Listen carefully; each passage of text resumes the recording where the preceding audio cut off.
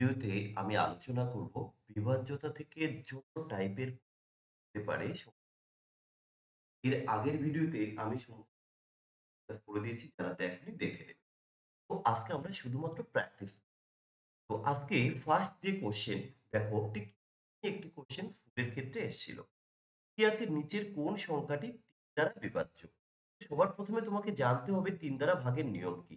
তো সমস্ত ডিজিটের যোগফল যদি ৩ দ্বারা ভাগ যায় তাহলে সম্পূর্ণ সংখ্যাটি ৩ দ্বারা ভাগ যাবে। আর আমরা বলেছিলাম আমি যোগ করব না। আমরা কি করব? আমরা দেখব ৩ অথবা ৩ এর মাল্টিপল কোথাও আছে কিনা। থাকলে সেটা কেটে দেব। যেমন দেখো এটা 6, তাহলে আমরা কেটে দিতে পারি। কারণ এটা ৩ এর মাল্টিপল, ৩ দিয়ে ভাগ যায়। যেমন দেখো এই যে ৫ আর এই ১ এর ৬, এটাও কিন্তু ৩ দিয়ে ভাগ যায়। এই দেখো ৮ আর ৭ ১৫, তাহলে এই যে ১৫ কিন্তু ৩ দ্বারা ভাগ যায়। তো আমরা দেখলাম অপশন এ কিন্তু সম্পূর্ণরূপে ৩ দ্বারা বিভাজ্য। সো বাকি অপশনগুলো আমার আর চেক করার দরকার নেই।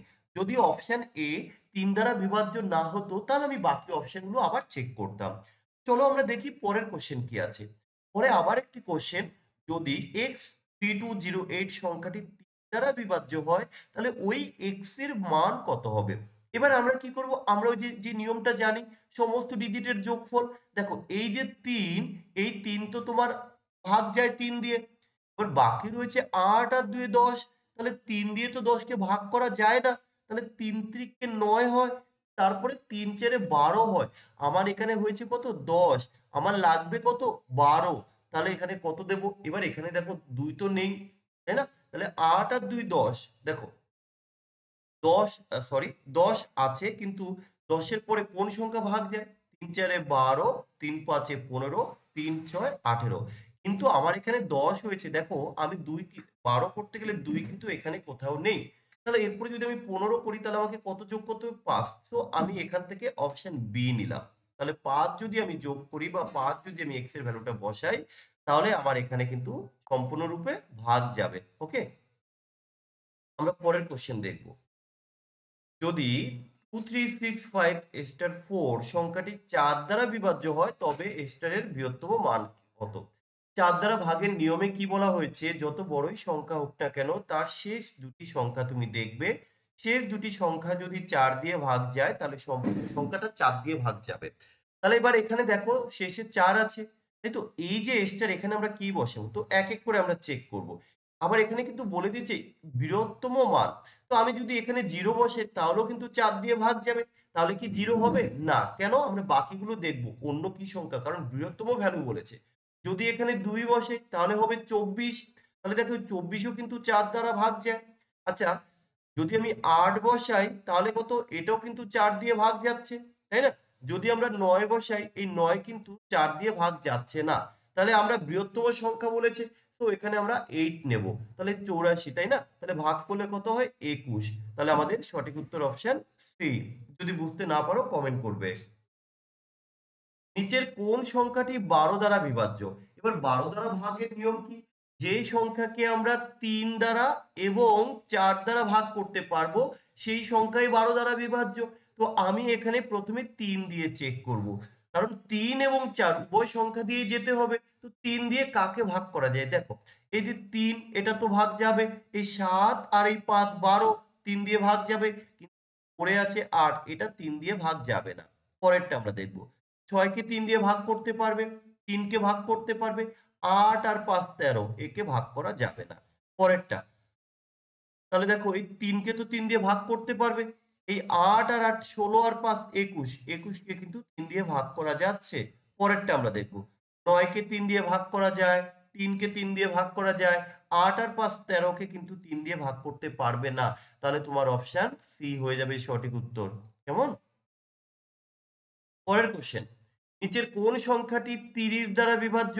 কিভাবে করব?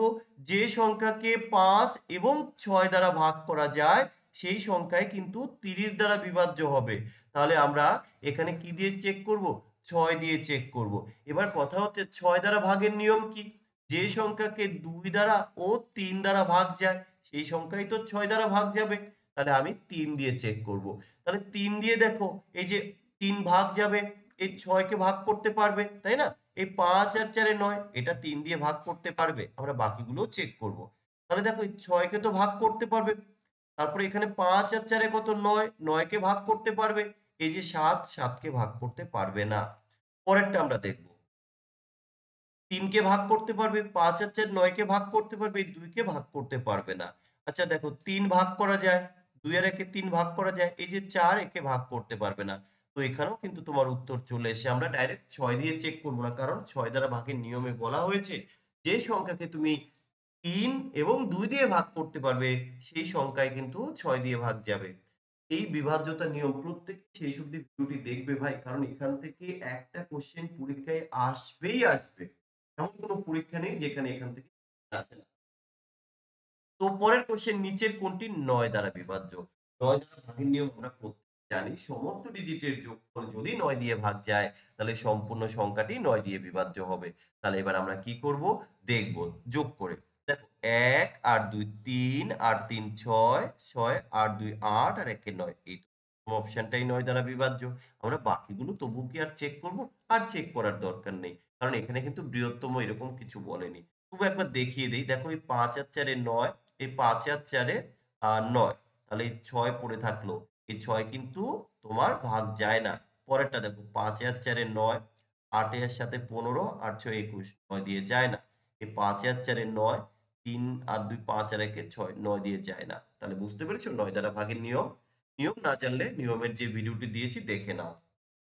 আবার একটি কোশ্চেন ৯ দ্বারা ভাগ যাবে। তাহলে এই স্টারের মান কত হবে? আমরা কি করে করব? দেখো, এই যে ৭ আর ২ এর ৯, ৯ হলে তুমি কেটে দাও। আচ্ছা এই দেখো ৫ আর ৪ এর ৯, তাহলে ৯ হলে তুমি কেটে দাও। এবার দেখো আছে কত? ৩ আর ২ ৫। তাহলে ৫ আছে আর কত হলে সেটা ৯ দিয়ে ভাগ যাবে? যদি আমরা এখানে ৪ বসাই তাহলে দেখো ৫ আর ৪ এ এই দেখো অলরেডি তো আমার ৫ আছে। আর যদি আমি ৪ বসাই তাহলে তো ৯ হচ্ছে যোগফল। ৯ কিন্তু ৯ দিয়ে বিভাজ্য, তাই না? তাহলে আমরা এখানে ৪ বসাতে পারি। ৪ বসালে সংখ্যাটি ৯ দ্বারা সম্পূর্ণরূপে বিভাজ্য হবে। চলো পরের কোশ্চেন। এই যে ১১ টা, ১১ ভাগের নিয়ম তোমরা অনেকেই জানো কিন্তু সেটা লং প্রসেস। দেখো আজকে শর্ট শিখে নাও ভাই কিভাবে অঙ্ক করতে হয়। ১১ দ্বারা ভাগের নিয়মে বলা হয়েছে যে এক ঘর ছেড়ে ছেড়ে যোগ করব এটা নয়। এটা অনেক ওল্ড মেথড। আমরা দুটো দুটো করে সংখ্যা নেব এবং সেই দুটি দুটি করে সংখ্যার যোগফল নির্ণয় করব। তুমি বলবে স্যার এখানে তো একটা সংখ্যা, তুমি একটা জিরো বসিয়ে দাও। তুমি এইভাবে প্রত্যেকটা অপশন একটু চেক করতে হবে। কারণ দেখো তুমি যদি এক ঘর ছেড়ে ছেড়ে করো সেখানেও তো তোমাকে প্রত্যেকটা অপশন চেক করতে হবে। কিন্তু সেখানে সময়টা অনেক বেশি লাগবে আর আমার এখানে সময়টা অনেক কম লাগবে। চলো আমরা প্রথম থেকেই দেখি। দেখো ৮ আর ৭ ১৫, ১৫ আর ২ ১৭, ১৭ আর ৪ ২১, ২১ এর ১ হাতে ২, ২ আর ১ এ ৩, ৩ আর ৩ এ ৬, ৬ আর ৮ এ কত ১৪। তাহলে ১৪১ এটা কিন্তু ১১ দ্বারা ভাগ যায় না। পরেরটা দেখো ৮ আর ৭ ১৫, ১৫ আর ৩ এ কত ১৮, ১৮ আর ৪ এ ২২, ২২ এর ২ হাতে আছে ২, ২ আর ১ এ ৩ আর ২ ৫, ৫ আর ৮ এ ১৩, ১৩২। Yes is divisible by 11। কি করে? আবার আমি যদি দুটো সংখ্যা নেই, দেখো ৩২ আর ০১ তাহলে ৩৩। ৩৩ কে তো তুমি ১১ দিয়ে ভাগ করতে পারবে। তুমি কিন্তু উত্তর পেয়ে গেছো। আর বাকি দুটো চেক করার দরকার নেই। তুমি চেক করে দেখতেই পারো। চলো পরের কোশ্চেন। ১১ দ্বারা বিভাজ্য। এবারেরটা কি করে করব স্যার? দেখুন, এই যে আমরা নিয়ম অনুযায়ী আমি এখানটা লিখি সংখ্যাটা তাহলে তোমাদের বোঝাতে সুবিধা হবে। 7, 8, 3, 9, 4, 9। ওকে? তাহলে আমরা দুটো দুটো করে সংখ্যা নিচ্ছি। একটু ভালো করে বোঝার চেষ্টা করবে। কোনো টেনশন নেই। চলে আসবে আমাদের ভ্যালু। আচ্ছা। এবার ১১ দ্বারা ভাগের যে নিয়ম তোমরা জানো যে কমপ্লিটলি ডিভিজিবল হবে, তাই তো? কোনো মানে রিমাইন্ডার থাকবে না। আচ্ছা একটা জিনিস তুমি লক্ষ্য করো, এই ৭ আমরা বলেছিলাম যে সব সব যোগ করব দুটো দুটো করে সংখ্যা নিয়ে। তাহলে এই ৭ আর আমি যদি এর সাথে যোগ করে দেই তাহলে কত হবে? তাহলে ৪৯ সরি ৩৯ আর ৪১ ৪৬। তাহলে আমি এখানটায় ৪৬ দিলাম একবারে। তাহলে আমার এটা কিছু থাকলো না, এটা কিছু। এবার আমি একটু ভাগ করব। কত দিয়ে ভাগ করব? আমরা ১১ দিয়ে ভাগ করছি। একটু ভালো করে বুঝবে। ১১ দিয়ে। এটাকেও আমরা ১১ দিয়ে ভাগ করব। আচ্ছা বলো তো ১১ দিয়ে যদি আমি ৪৬ কে ভাগ করি ৪ ১১ ৪৪ হয় তাহলে অতিরিক্ত ২ থাকলো। এখানে দেখো যদি 11 ঘরের নামতা পড়ি, কত হবে? ৪ 11 44, 44 আর তাহলে এখানে অতিরিক্ত কত থাকছে? ৪ 11 44, ৫ থাকছে। তাহলে এখানে একটা জিনিস তুমি লক্ষ্য করো যে অতিরিক্ত নিয়ে ফেলেছি ৭। কিন্তু এখানে তো এক্সট্রা রাখা যাবে না। তাহলে আমার এখান থেকে যে করে হোক ৭ মাইনাস করতে হবে। কেন? তাহলে এই দেখো +৫ 7 +7 এই -7 কেটে যাবে। তাহলে এখানে এমন কোন সংখ্যা বসাবো যাতে ১১ দিয়ে ভাগ করলে মাইনাস মানে ৭ কম হয়।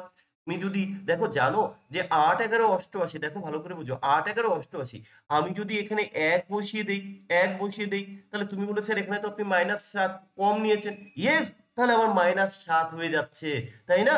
এই যে ৮১, ১১ দিয়ে ভাগ করো, ৮ 11 ৮৮, কিন্তু এখানে আছে কত? ৮১, তাহলে কত কম? ৭। এই যে দেখো -৭। তো আমি এখান থেকে অপশন বি নিলাম। দেখো ভাই সবাই বুঝতে পেরেছো কিনা? কমেন্ট করে জানাবে কেমন? Next question. নিচের কোন সংখ্যাটি ৯৯ দ্বারা বিভাজ্য? ৯৯ দ্বারা ভাগের তোমরা নিয়ম জানো, যে সংখ্যাকে ১১ দ্বারা এবং ৯ দ্বারা ভাগ যায় সেই সংখ্যা ৯৯ দিয়ে ভাগ যাবে। এটা ভুল। এটা অনেক লং প্রসেস। ৯৯ দ্বারা ভাগের নিয়ম, দুটো দুটো করে সংখ্যা নেবে এবং তাদের যোগফল তুমি করবে। যদি সেই যোগফল ৯৯ দিয়ে বিভাজ্য হয়, তাহলে তুমি বলবে সম্পূর্ণ সংখ্যা ৯৯ দ্বারা বিভাজ্য। তাহলে এবার তুমি চেক করো। দেখো, এই ৫ আর ৩ এ ৮ আর ১ এ ৯। আচ্ছা লিখলাম। এই ৪ আর ৪ এ ৮ আর ১ এ ৯। এই তো প্রথম সংখ্যাটিই তো ৯৯ দ্বারা ভাগ যাচ্ছে, কারণ যোগফল ৯৯ is divisible by 99. So the answer will be option A. বাকিগুলো আমি আর কষ্ট করে চেক করে একবার দেখতেই পারো যে স্যার যে নিয়ম বলেছে নতুনত্ব, তাহলে একটু চেক করে দেখি, দুটো দুটো করে সংখ্যা তোমরা নেবে এবং তাদের যোগ করবে, কেমন? তাহলে এই হচ্ছে আমাদের বিভাজ্যতার নিয়ম।